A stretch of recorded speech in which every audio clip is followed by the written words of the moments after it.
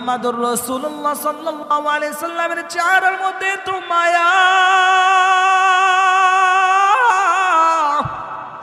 যেই নবী মুহাম্মাদুর রাসূলুল্লাহ সাল্লাল্লাহু আলাইহি সাল্লামের এত ভালোবাসা, ওই নবীকে পর্যন্ত বেঈমানেরা থুতু মেরে সরা দিত।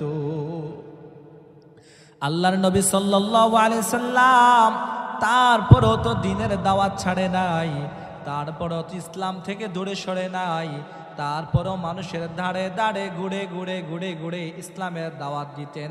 তারপরও গিয়া গিয়া বলতেন পড়ো লা ইলাহা ইল্লাল্লাহ, তাহলে তোমরা জান্নাতে যাবে, দাখালাল জান্নাহ।